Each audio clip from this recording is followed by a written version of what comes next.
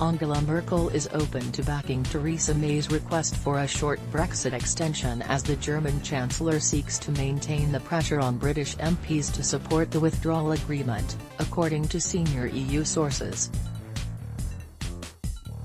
In the face of moves from elsewhere in the EU to insist on a longer delay to Britain's departure, Merkel is keeping all options on the table ahead of this week's EU summit and is said to be willing to back 30th of June as an exit date.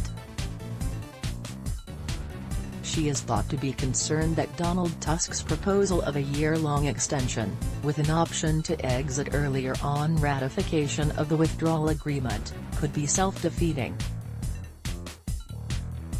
The thinking in Berlin will be a boon to the Prime Minister, who on Friday proposed the 30th of June extension, with the promise that the UK would hold European elections if it had not ratified the withdrawal agreement by 22nd of May. Tusk, as President of the European Council, suggested on the same day that his flextension would put the onus on the British government to decide its own fate while freeing Brussels from repeatedly revisiting the issue.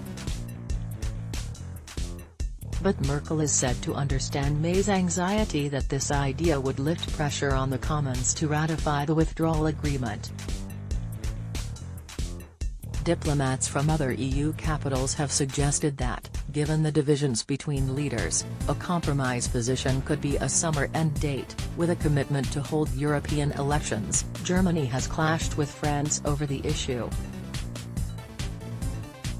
Last week the French President, Emmanuel Macron, warned that Britain and the EU were heading for no deal, and that the bloc could not forever be the hostage of a political crisis in the UK. During a meeting of EU 27 ambassadors, the French ambassador suggested that, without a clear plan on how an extension would be used by the time a crunch summit of leaders is held on Wednesday this week, the bloc might offer only a 2-week extension beyond 12th of April to prepare the markets ahead of a no-deal exit. Philip Hammond talks to his German counterpart Olaf Scholz at the meeting of EU finance ministers in Bucharest. Photograph, Reuters. The ambassador said that his government felt that the EU should stick with the conclusions at the last summit, under which the UK would be granted an extension to 22nd of May if the withdrawal agreement were ratified before 12th of April. The British government would then have to offer a strong justification to have an extension beyond that point if the deal had not been approved. "We really feel we should stick to the decision of the Council on 21st of March, France's ambassador said, according to a diplomatic cable seen by The Observer. If the request was to come for a long extension, provided that there is a case for it, it must be precisely formulated conditions by which we agree to extend to 1st of July. Speaking at a meeting of EU finance ministers in Bucharest on Saturday, the UK Chancellor, Philip Hammond, sought to reassure other member states that a way forward was emerging in London, ahead of Wednesday's summit, at which a decision on an extension will be made.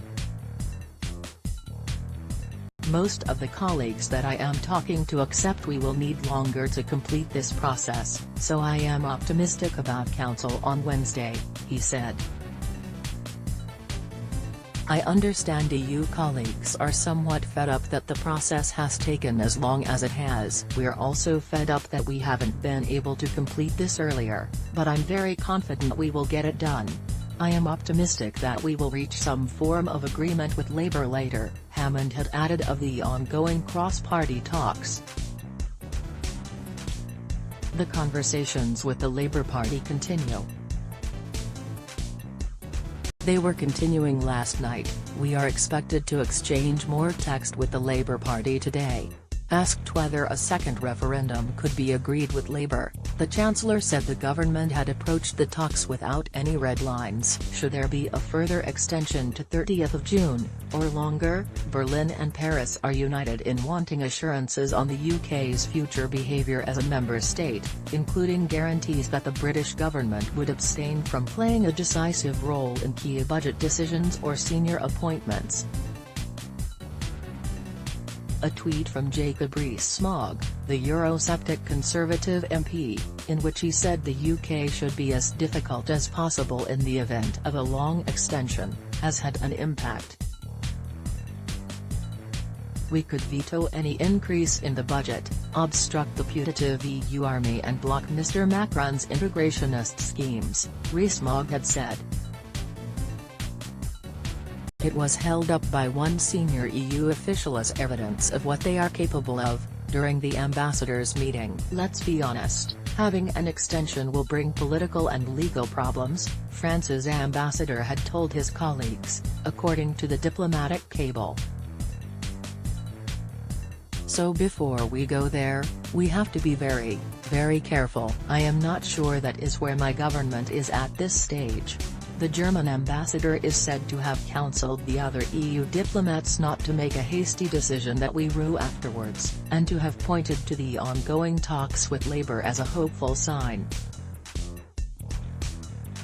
One diplomat said France shared the opinion of the EU's chief negotiator, Michel Barnier, that the UK would quickly be forced back to the negotiating table if the country did crash out.